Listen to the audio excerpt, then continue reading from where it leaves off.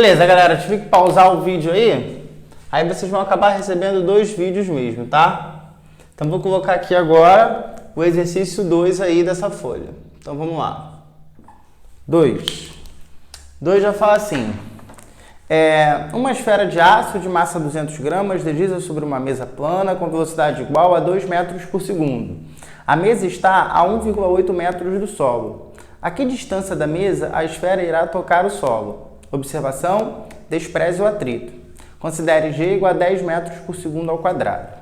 Então, gente, a ideia é até parecida com a primeira questão, tá? Então, você tem lá uma bola que vai ser lançada aqui com uma velocidade de 2 metros por segundo. Então, a velocidade que ele sai é de 2 metros por segundo. Descreve essa trajetória parabólica até atingir o chão. Aqui cai de uma altura H e percorre um alcance que a gente chama de A, tá? Ele chamou de D no caso. Então, vou falar assim: o alcance A é igual a essa distância D que ele está colocando para gente. O que ele está perguntando é a distância da mesa à esfera irá tocar o solo. Então, ele está perguntando justamente esse D. Está perguntando novamente a distância. Quanto é que vale a altura da mesa? A altura da mesa é igual a 1,8 metros.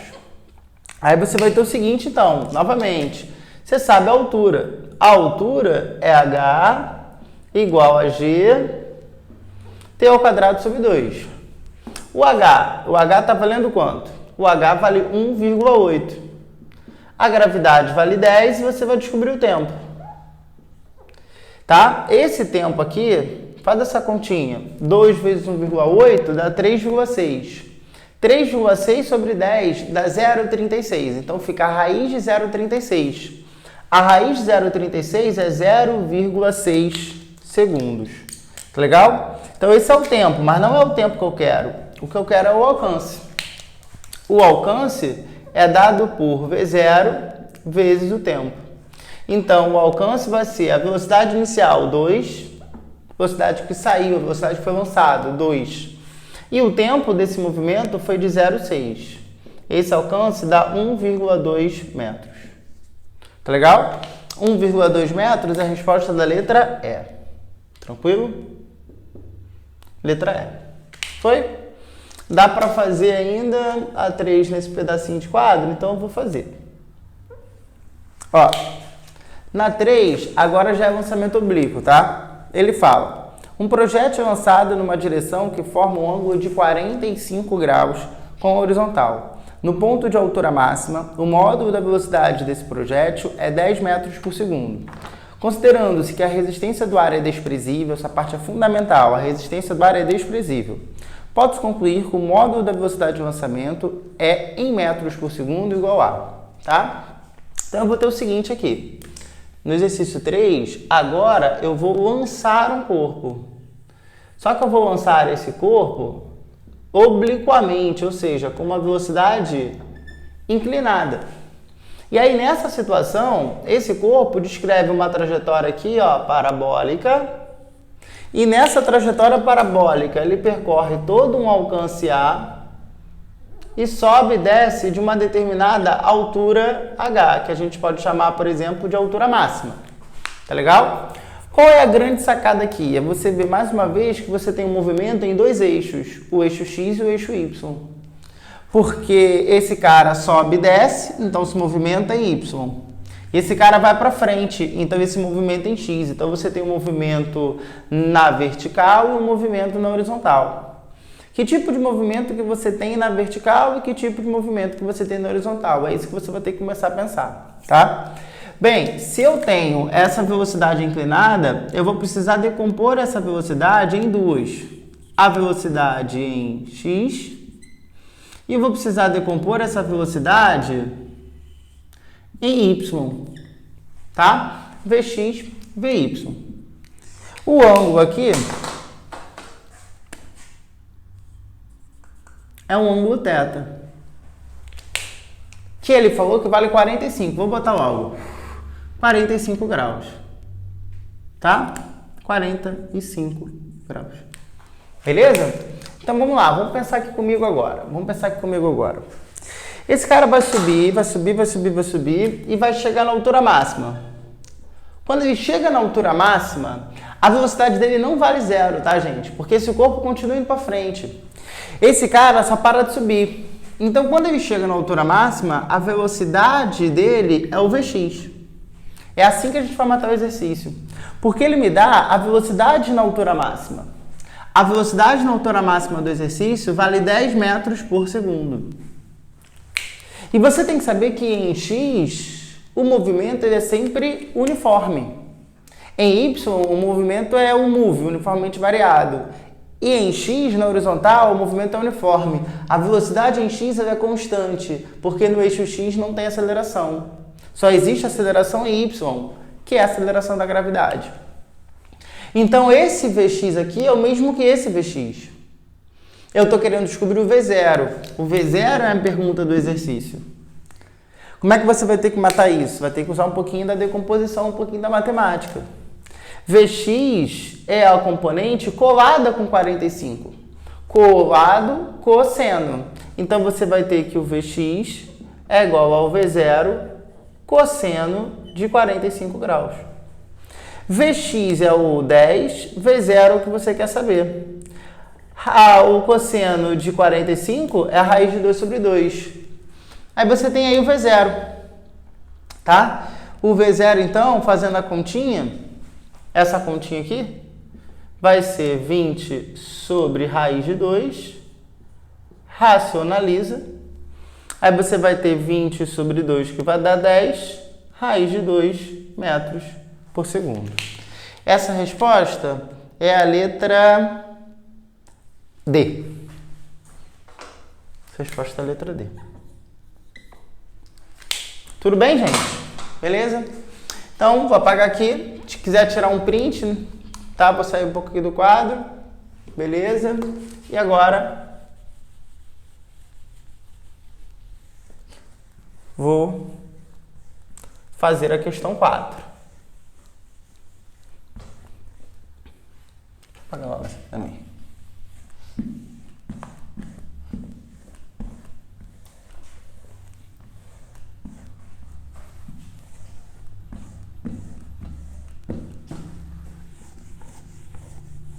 Então vamos lá.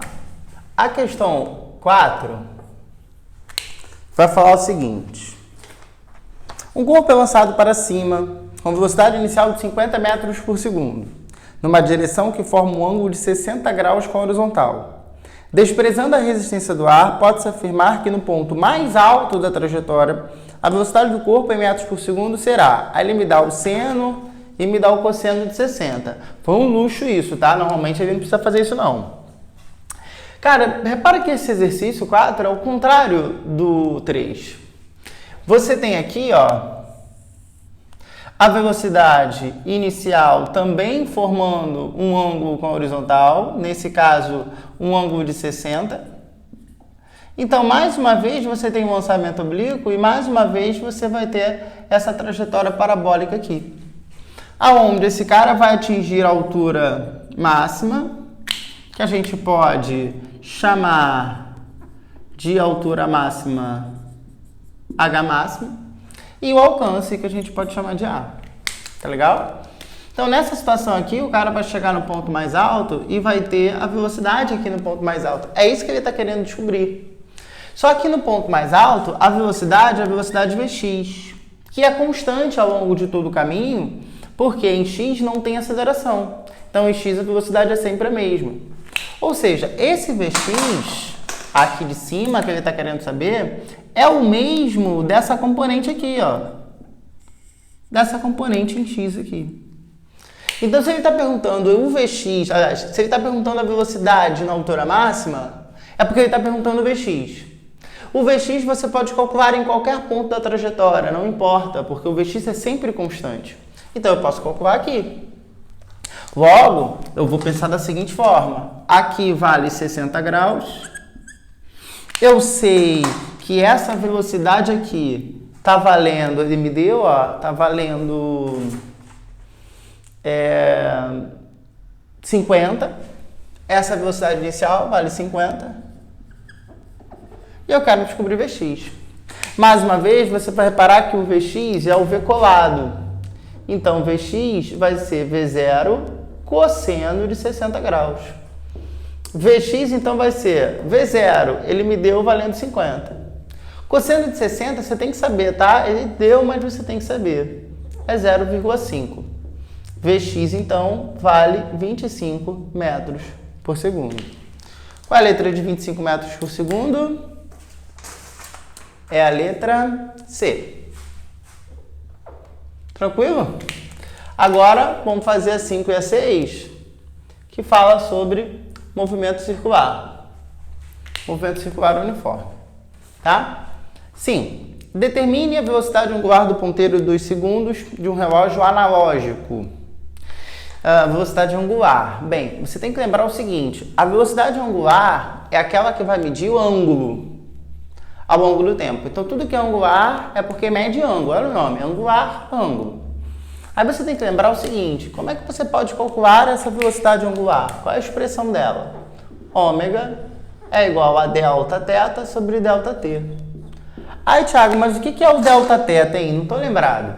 Cara, delta θ é o ângulo que esse cara varreu. Por exemplo, quando você tem um ponteiro, ele vai fazendo a volta dele, né? O ponteiro de um relógio vai fazendo a volta dele, vai varrendo um certo ângulo. Então, por exemplo, se você tem lá, vou botar aqui no cantinho, aqui no rascunho, tá? Para não poder usar ali. Então, você tem, por exemplo, aqui o ponteiro do minuto. Aí aqui, tá nessa posição o ponteiro do minuto. Aí esse ponteiro, ele vem, né, se movimentando até chegar aqui, por exemplo. Quando ele sai dessa posição e vem para essa, existe esse ângulo que foi varrido. Esse ângulo que foi varrido é o delta θ. Tá legal? Então, por exemplo, se ele saiu aqui da posição 0, a gente está pensando em minuto, o ponteiro do minuto, então aqui é o minuto 0. Aí ele vem para o minuto 15, por exemplo. Qual seria esse ângulo? Qual seria esse delta θ? Esse delta θ seria de 90 graus. Então, 90 graus entraria aqui. Só que a gente tem que lembrar que a gente não trabalha com grau, lembra? A gente trabalha com radianos. Então, seria π sobre 2 radianos. Pô, Thiago, eu não peguei esse pedaço do π sobre 2. Cara, você tem que fazer comparação. Π radianos é o equivalente a 180 graus. Se você quer 90 graus, basta dividir por 2. Então, π sobre 2 radianos. Tá legal? Só que ele quer para uma volta completa. Ele quer essa velocidade angular para o ponteiro dos minutos. Então, a gente pode pensar numa volta completa desse ponteiro. Então, quando esse ponteiro dos minutos completa uma volta inteira, qual é o ângulo varrido? Para uma volta inteira, o ângulo varrido ele seria de 360 graus. Só que a gente não pode escrever 360, a gente tem que escrever em radianos. Então, eu vou escrever 2π radianos. Se você tem que a π é 180, 360 é 2 vezes esse π. E qual é o tempo que o ponteiro dos minutos demora para completar uma volta no relógio? Quanto tempo esse ponteiro demora para completar uma volta total? Aí você fala assim, 1 hora. Perfeito, 1 hora. Mas não fala em minutos. Em minutos, daria 60 minutos. Então, fica 2π sobre 60. 2π sobre 60 é a mesma coisa que π sobre 30. Em cima, a gente utilizou radianos, o ângulo. E embaixo, a gente utilizou o minuto, 60 minutos. Então, fica π sobre 30 radianos por segundo. Opa, confundi aqui. É o ponteiro 2 segundos, tá? Então, o ponteiro 2 segundos demora 60 segundos para completar uma volta. 1 minuto. 60 segundos para completar uma volta. Então, 60 segundos, radianos por segundo. Radiano por segundo, a resposta é a letra E. Tá legal? Então, você pode pensar isso aqui para uma volta, para meia volta, não importa. O ômega do ponteiro 2 segundos vai ser sempre π sobre 30 radianos por segundo. Sempre. Tá legal? Aí eu te lanço um desafio. Calcule o ômega do ponteiro 2 minutos. Eu acabei calculando para você. e calcule o ômega do ponteiro das horas. Das horas que é um pouquinho diferente, porque o ponteiro das horas ele não demora 60 horas para completar uma volta. O ponteiro das horas vai demorar quanto tempo para completar uma volta no relógio? Tá? Demora 12 horas. Então pensa por aí para você calcular ali o ômega. Por último, a questão 6, também uma questão parecida com essa,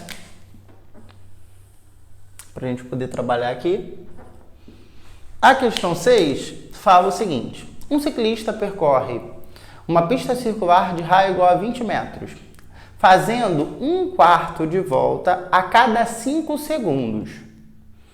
Para esse movimento, a frequência em Hertz e a velocidade angular, radianos por segundo, são respectivamente, tá legal? Primeira coisa, a gente vai lembrar, a gente vai trabalhar melhor o que é frequência, tá?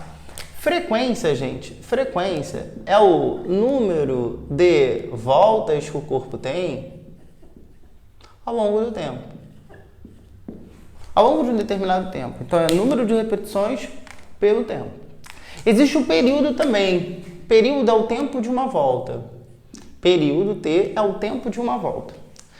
Como que eu posso calcular o tempo de uma volta? Tá? É o tempo total que eu tenho, dividido pelo número de voltas. Então, por exemplo, se eu tenho um tempo total de 20 segundos, sei lá, tempo total de 20 segundos. E eu tenho, nesses 20 segundos, eu completei 4 voltas. Qual foi o meu período? Meu período é 20 sobre 4, que dá 5 segundos. Ou seja, uma volta eu faço em 5 segundos. E 4 voltas eu faço em 20 segundos. Então, o período pode ser calculado também como ΔT, que é o tempo total, um tempo sobre o número de voltas. Repara aqui, ó, frequência é número de voltas em tempo. Período é o tempo pelo número de voltas, tá? Ou seja, um é o inverso do outro. Daqui a gente consegue concluir que a frequência será sempre o inverso do período, sempre. Tá legal? Voltando para a questão.